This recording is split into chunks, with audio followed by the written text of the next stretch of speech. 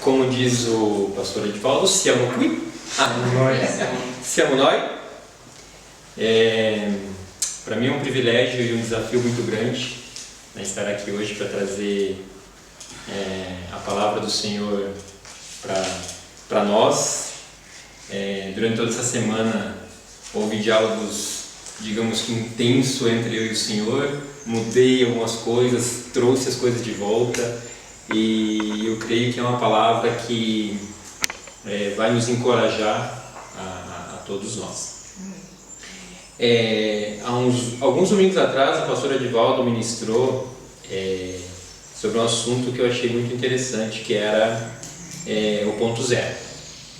Então, na palavra, ele explicava que, falando em termos de empresas, o ponto zero era quando uma empresa começava tudo de novo, um processo, ou mudava sua marca, ou estabelecia novos parâmetros, e aquilo fazia com que a empresa tomasse um novo rumo, buscasse novos clientes, enfim, existia toda uma reestruturação. E que nós, então, como cristão, trazendo, né, para nós, igreja, estamos vivendo um novo momento, que nós deveríamos partir de um ponto zero. Ok. Aí, naquela mesma semana, eu comecei a pensar, na semana seguinte, enfim. Mas por que é tão difícil? Por que é tão difícil a gente chegar ao ponto zero?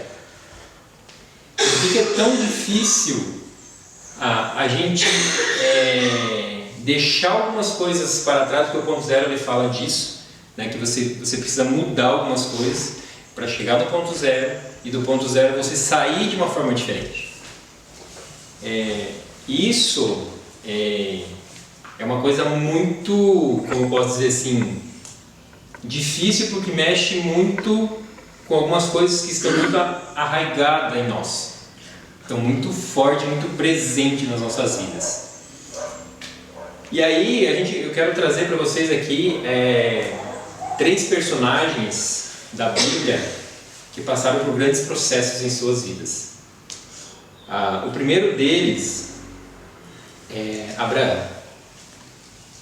Em Gênesis 12:1 fala do chamado de Abraão e diz assim: Ora, o Senhor havia dito a Abraão: sai do teu país, da tua parentela e da casa do teu pai, para uma terra que eu te mostrarei.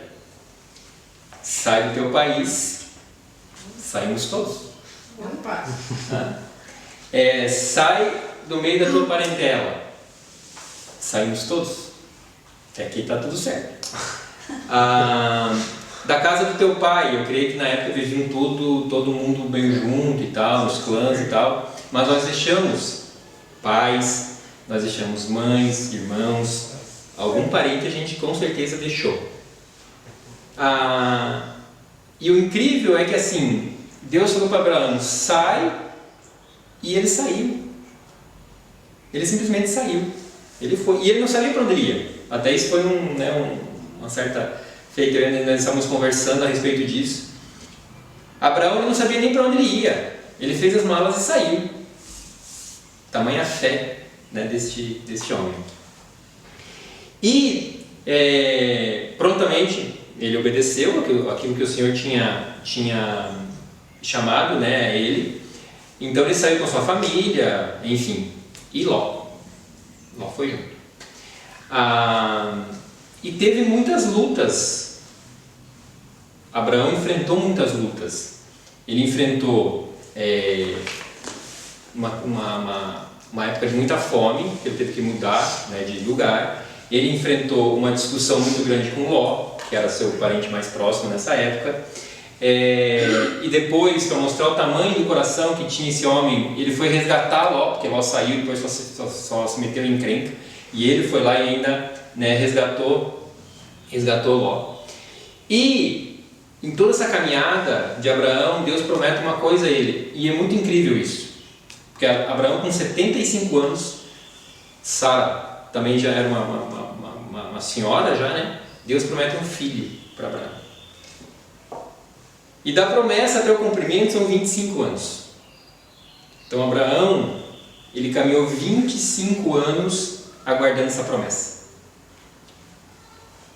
Nesses 25 anos eu creio que assim, Deus trabalhou muito na vida de Ló, principalmente a paciência.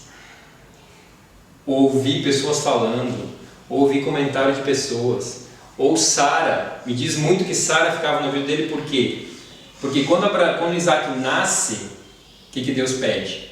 Isaac. Então assim, imagina que você espera algo muitos anos, e quando você ganha, alguém chega e pede. E tamanha era a fé desse homem que ele entrega. E em Hebreus 19 fala que Abraão tinha tanta fé que o Senhor, ele era o Senhor da vida, da morte, e ele tinha poder de ressuscitar, que ele tinha certeza que Deus ia ressuscitar o filho dele. Então esse cara, ele é um cara de extrema fé, não questiona Deus em nada.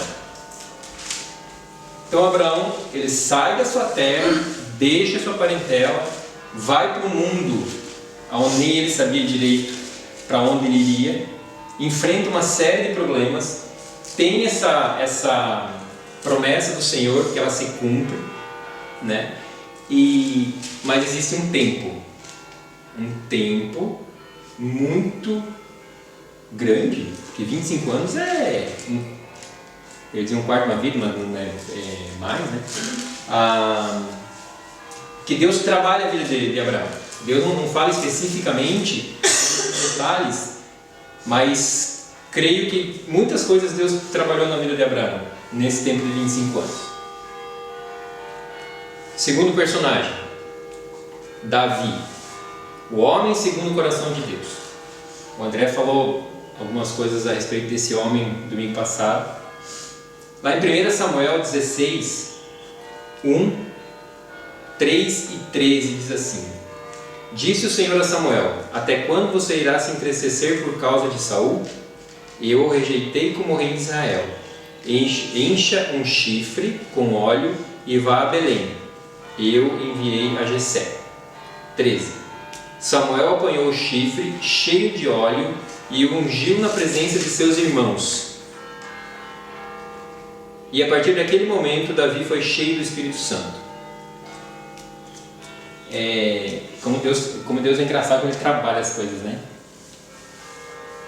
Davi tinha vários irmãos, pelo que a Bíblia fala, um mais bonito que o outro, né? Porque é uma família de galã, alto, bonito, né, e tal.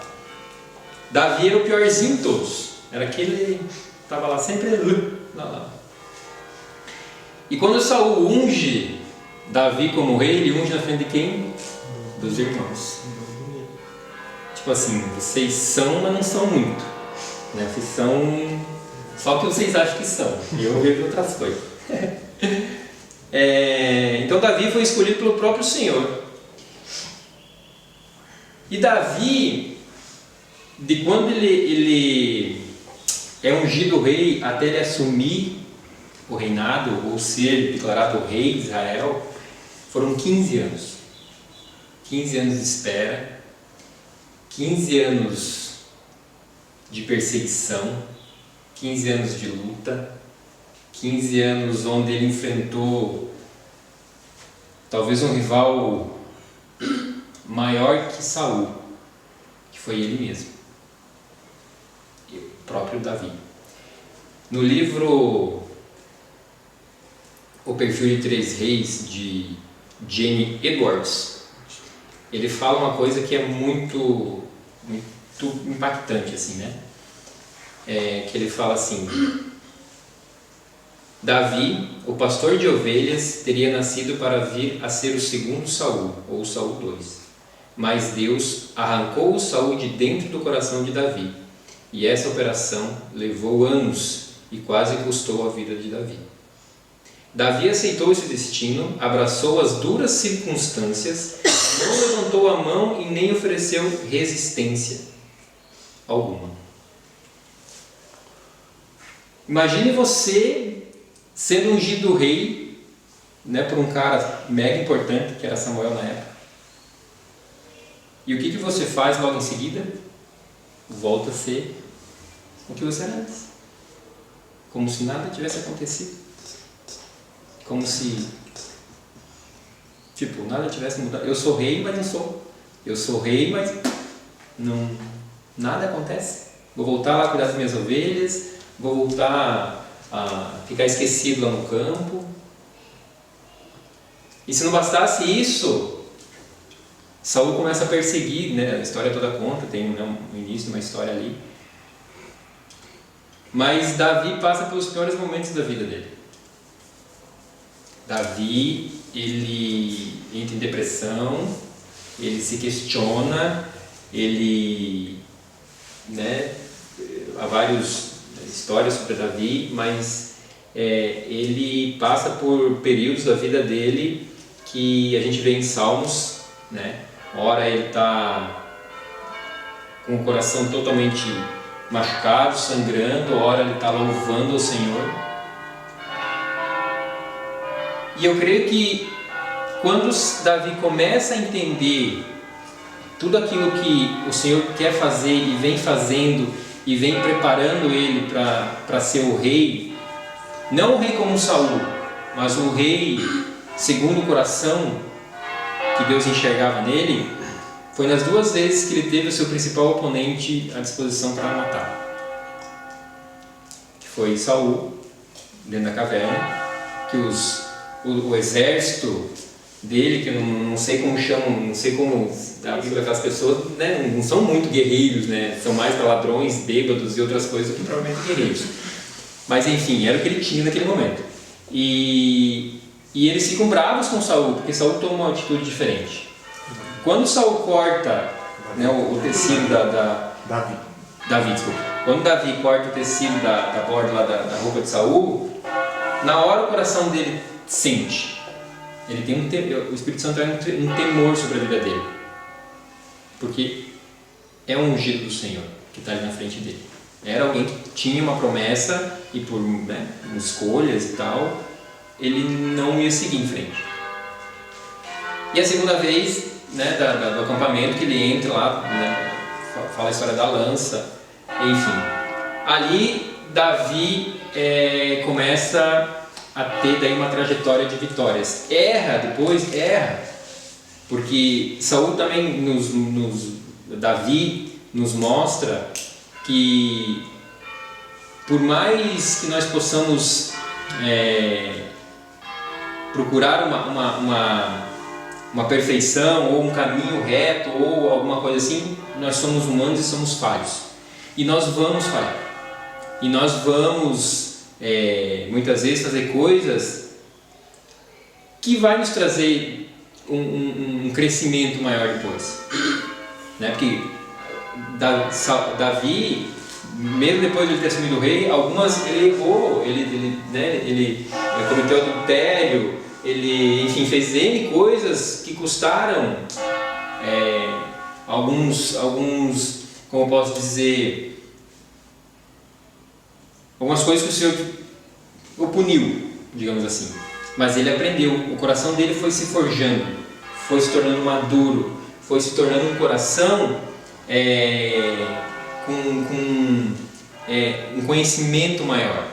E isso não fez dele o menor, ou não fez dele algo grandioso. Ele foi aquilo que o Senhor esperava que ele fosse. E o terceiro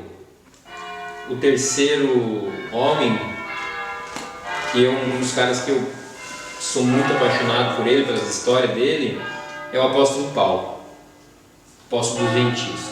Em Atos 9, 3, 4 fala: em sua viagem, quando se aproximava de Damasco, de repente brilhou ao seu redor uma luz vinda do céu. Ele caiu por terra e ouviu uma voz que dizia: Saulo, Saulo, por que me persegue? Aí aqui eu quero... Deixa eu ver se essa minha tradução aqui vai trazer. Vai. A história da conversão de Paulo, ela é muito louca. Porque o versículo 1 do capítulo 8, aqui dá 8, mas na minha Bíblia lá é 9, enfim, diz assim: e Saulo, respirando ainda ameaças e mortes contra os discípulos do Senhor, foi ao sumo sacerdote e pediu-lhe carta para Damasco, para as sinagogas, para que quando ele encontrasse homens ou mulheres que eram do caminho, ele pudesse trazê-los presos a Jerusalém. Quem podia imaginar que um homem desse, com palavras assim, palavras fortes, palavras que diz assim, respirava ameaças e mortes, era um cara totalmente obcecado pela igreja cristã, que estavam todos errados, estavam todos. Quem poderia imaginar que um homem desse fosse se tornar o maior apóstolo dos gentios? Uma conversão genuína, uma conversão que nos traz ali uma história de vida. Tem uma palavra do pastor Hernandes Dias Lopes, que eu ouvi inclusive, que ele fala toda a vida de Paulo, sensacional. É impressionante assim a vida desse homem. Então, de perseguidor da igreja, era um cara muito estudioso, de família rica, né? E Paulo tinha uma coisa que isso inclusive depois ele continua sendo assim, que ele era muito, como posso dizer, intenso. Ele era muito, não sei se eu posso usar essa palavra, mas ele era muito voraz naquilo que ele acreditava. Então, primeiro ele era muito intenso, perseguidor da igreja, das pessoas da igreja, e depois ele trouxe essa mesma intensidade para o evangelho. Então ele ministrava o evangelho da mesma forma que ele perseguia os cristãos. Então ele tinha uma força, uma fé e assim uma intimidade com o Espírito Santo que era maravilhoso,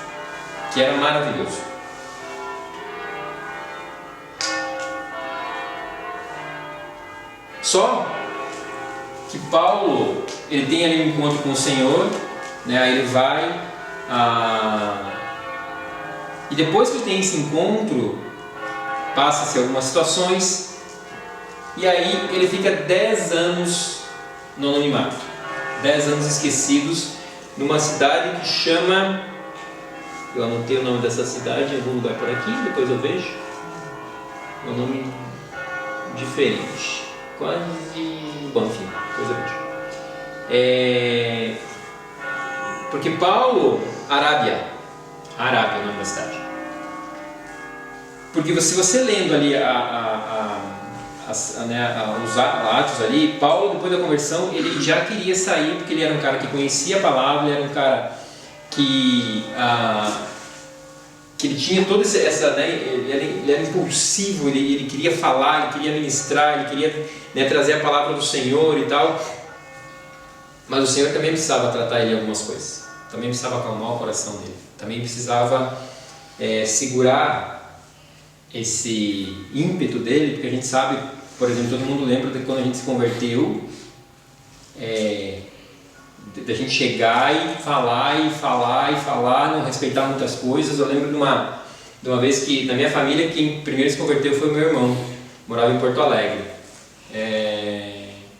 e filho de italiano, e enfim, a casa, com toda a boa família italiana, na casa tinha, bom, deixa eu falar que eu acho que não vou poder falar isso, depois eu falo para vocês. Não, ele chegou em casa, fazia acho que uns 10 anos que ele não vinha para casa. Naquela época não era tão fácil viajar, eu acho, porque eu não lembro, ele morava em Porto Alegre e nós morávamos no interior de Paraná, então devia ser uma viagem de sei lá quantos dias, né? E eu lembro que, imagina, todo mundo esperando ele, com bastante ansiedade e tal. Aí ele chegou, quando chegou até nós, que ele tinha se convertido, a gente já ficou meio, né? Fica meio estranho, uma coisa assim, né? Como se converter, tem preconceito. E aí meu irmão chegou, meu irmão também era de uma personalidade muito forte e tal. E ele entrou na casa da minha mãe, né? Tinha algumas coisas lá. E ele já falou, tá tudo errado. Tá tudo errado. Pensa, já uma confusão danada. E creio que Paulo era mais ou menos assim. Então Deus segurou ele por 10 anos ali, nesse anonimato, até que Barnabé chama ele para uma viagem missionária. E nesses 10 anos, eu li alguns textos de alguns historiadores, falam que nesses 10 anos, o Espírito Santo ministrava a Paulo ali, ele com o Espírito Santo, porque não teve ninguém que discipulou Paulo, foi diretamente o Espírito Santo, só o Espírito Santo, ninguém mais, ninguém menos que o Espírito Santo. Então Paulo, ele tinha as leis muito claras na cabeça dele, e o Espírito Santo vem com a graça. Então imagine o conflito que deu na cabeça desse homem também. Então ali foi todo um tratamento, né, de 10 anos até ele estar pronto e se tornar tudo aquilo que ele se tornou. Então, todos esses homens tiveram algo em comum, que foi o encontro com o Senhor, um choque, né, com o Senhor Jesus Cristo. E existiam promessas sobre as suas vidas e um tempo de preparação. Ou seja, nós todos tivemos nosso encontro com o Senhor, né?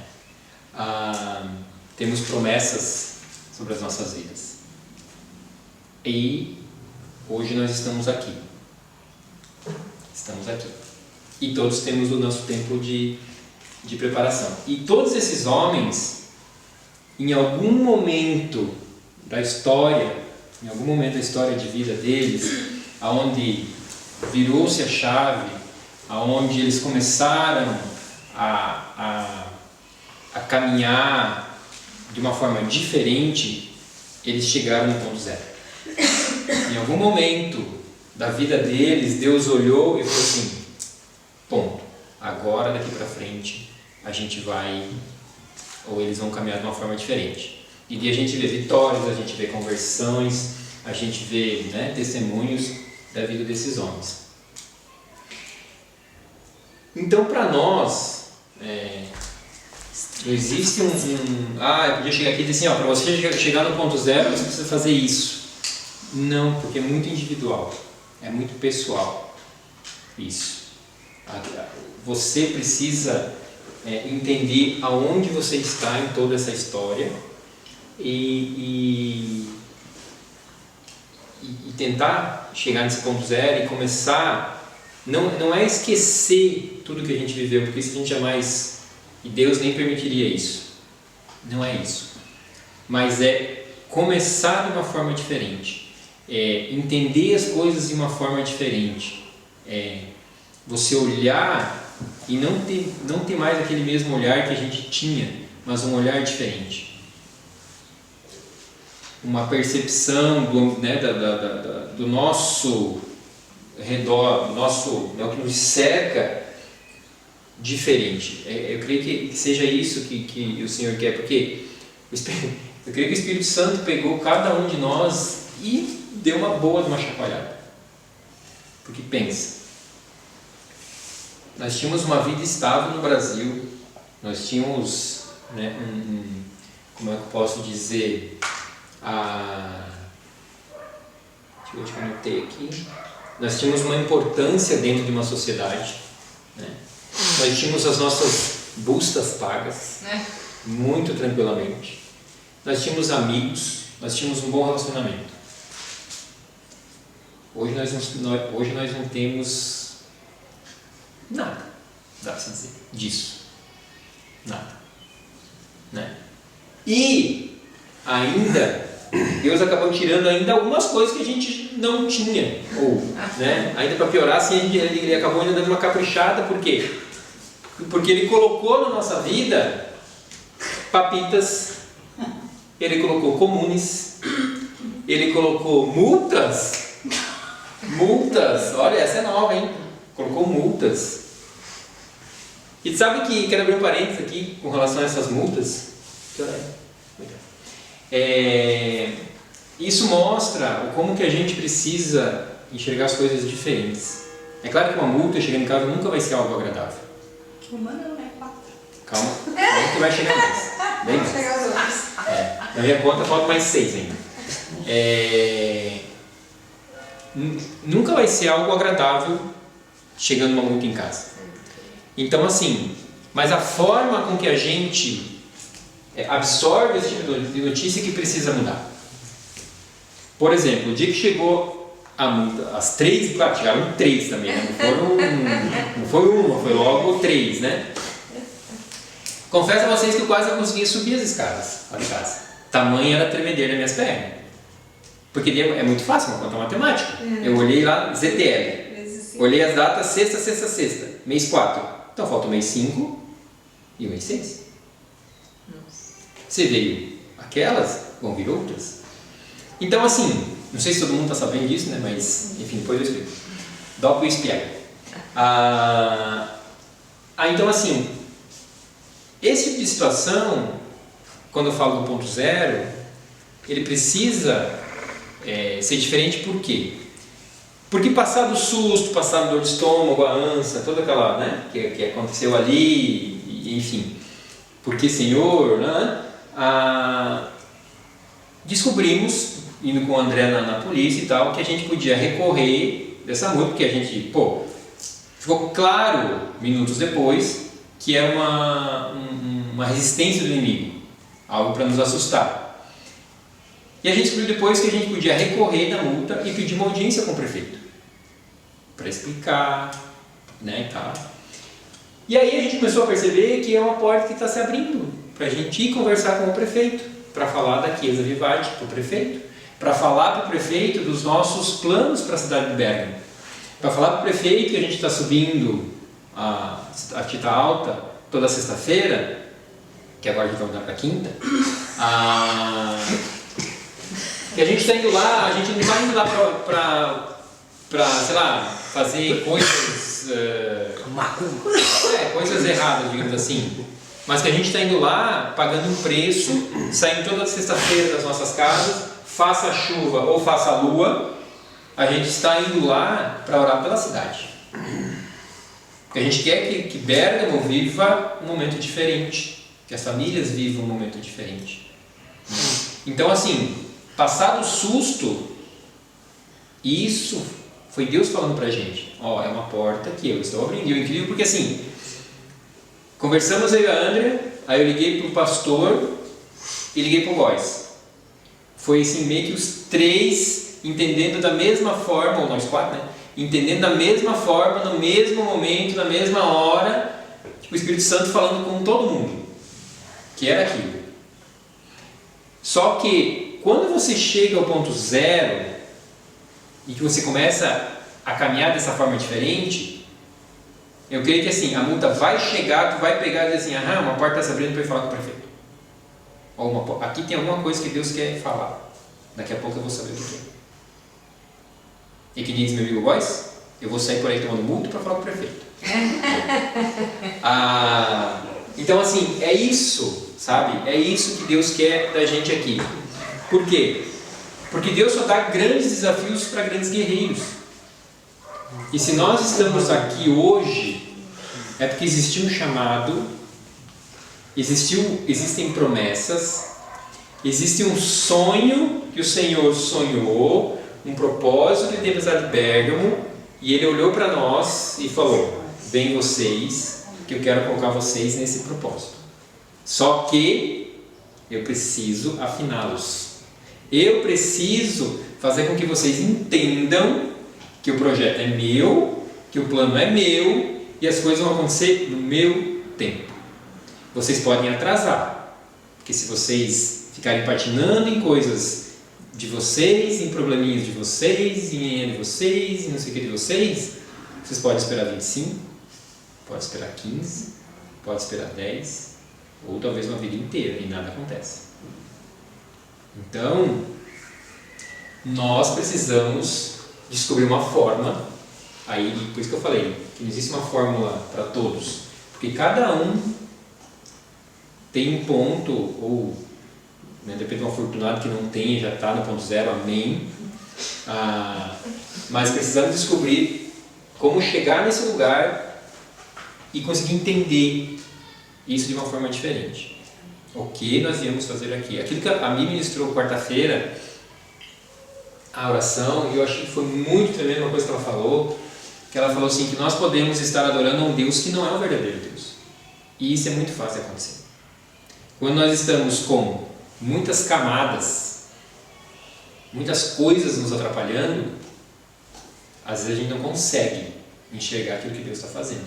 E às vezes a gente pode estar adorando alguma coisa que não é do Senhor. Então, isso precisa estar muito limpo. Para isso estar limpo, o nosso coração precisa ser muito trabalhado, nosso coração precisa ser muito tratado, nosso coração precisa ser maduro. Nosso coração ele precisa entender que não é nada sobre nós, para nós, de nós. É para Ele. E eu creio que esses 3 homens, quando eles entenderam isso, quando eles entenderam que Paulo, quando eu estava lendo Atos, que ele falava assim, eu estava indo para uma cidade, o Espírito Santo falou, não é para aí que você vai, é para outra cidade, ele falou, uau, é isso que eu quero. Eu estou indo para Lário, ver alguma coisa. O Espírito Santo fala assim, não cara, você tem que ir para Ponta Herânica. Eu vou ter que parar meu carro, virar e ir para Ponta Herânica. Eu não tenho que dizer assim, não, mas aqui tá, eu estou chegando. Não importa. Eu posso ter tocado a campainha. Escusa. Oi, espalhado. Vou voltar para lá onde o Senhor está me mandando. É assim que a gente precisa começar a andar assim. É fácil? Não sei. Eu creio que é. Tudo depende de nós. Estarmos cientes daquilo que a gente precisa fazer.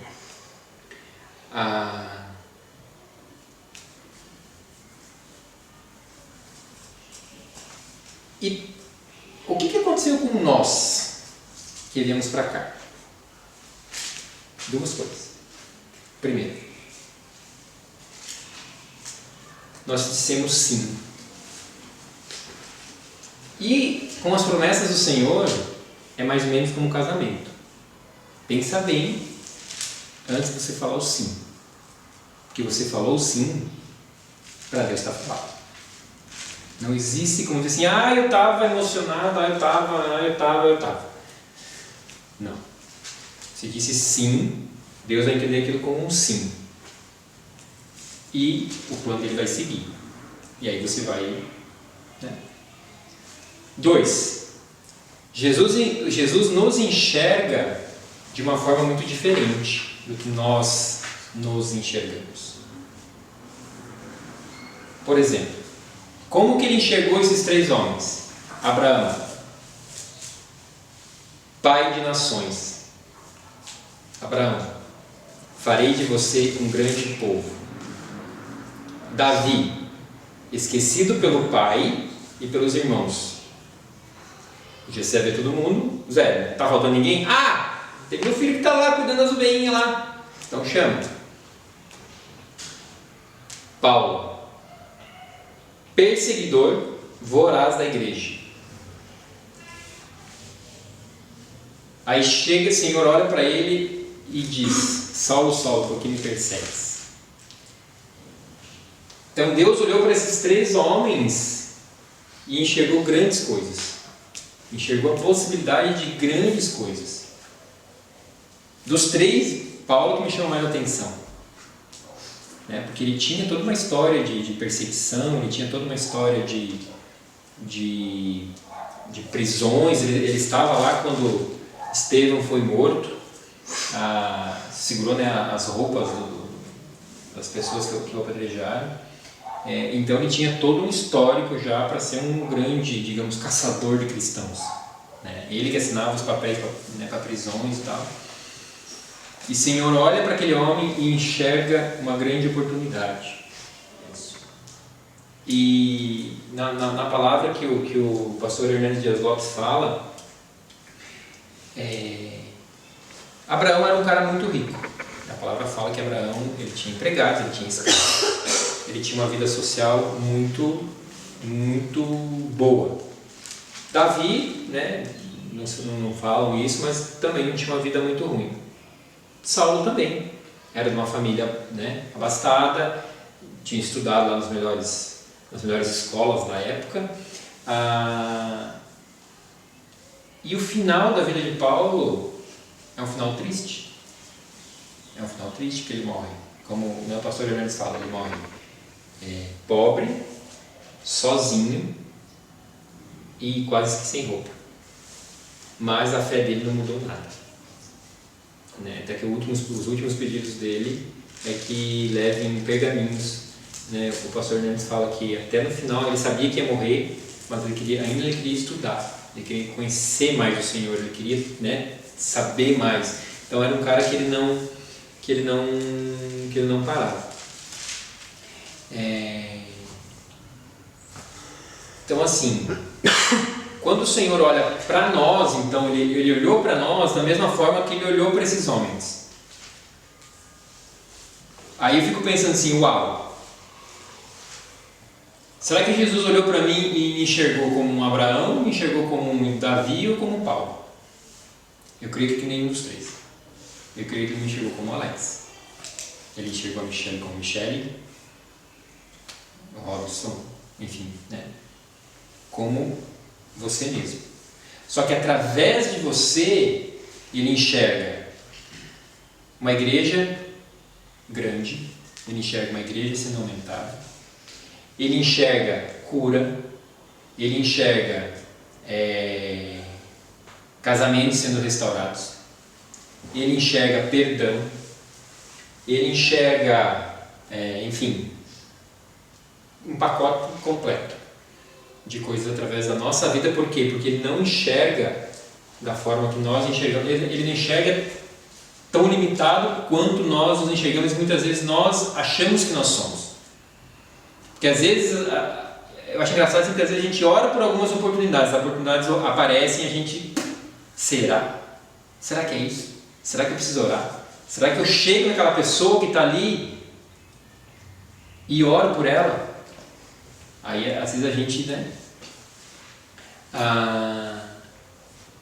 Então é por isso que as nossas vidas, elas precisam passar por grandes transformações. Deus, Ele quer que os nossos corações sejam corações maduros. Mas Ele não vai apressar isso. Ele não vai forjar o nosso coração, Ele não vai, não. Eu creio que Ele quer isso, mas a gente precisa entender primeiro isso, buscar isso, querer como esses três homens quiseram. Esses três homens,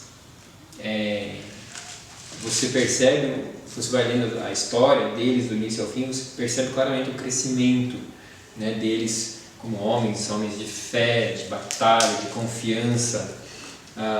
Sexta-feira eu subi, né, para orar, eu subi fique bem claro, eu subi a pé, subi de bicicleta, então não tem problema. E subi ainda antes do horário, para não ter problema mesmo. E eu estava lá orando.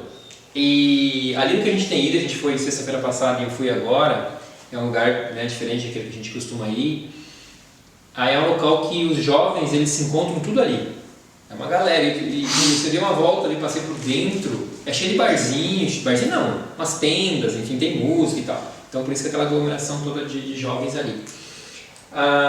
E Deus me falou duas coisas muito claras. Primeiro, eu estava orando realmente para essa questão das multas, estava orando por questão de trabalho, enfim, lá nos momentos, e uma palavra que Deus falou muito forte no meu coração foi confiança. Tenha confiança. É o que a gente quase mais vê na vida desses homens. Eles tinham uma confiança tão grande no Senhor que nada os fazia temer, desafio nenhum. Eles iam porque eles sabiam que Deus ia honrá-los com a vitória. Eu acho que isso é um sentimento que a gente precisa ter muito forte no nosso coração. E a segunda coisa que Deus colocou, eu olhando para todos aqueles jovens ali, meninas, meninos, poucos, né, assim, pessoas de mais idade, mais jovens, né, na idade do Pedro, do Guido e do Chico, é que a gente precisa, e isso Deus falou com uma certa urgência, nós precisamos nos inserir nessa sociedade. Nós precisamos entender como eles funcionam. Nós precisamos entender como que a gente consegue chegar no coração desses jovens, enfim, das pessoas aqui da sociedade, para a gente começar a fazer esse trabalho. Eu estou fazendo um curso agora de italiano, e a professora, ela é bergamasca.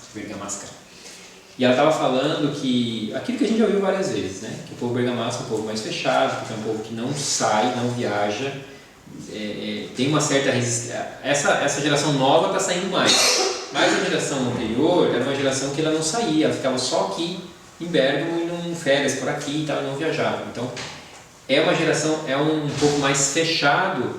E quando você chega, tipo nós brasileiros, que geralmente a gente chega chegando, a tendência deles vão querer alguma coisa de mim.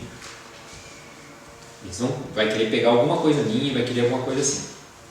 Eles não sabem que é o coração que a gente tem, né? Mas, e aí ela estava falando para nós lá, que o primeiro momento é de uma resistência muito grande, realmente. Passada essa resistência, aí ela falou assim que eles são muito, mas muito amigos, muito confiáveis.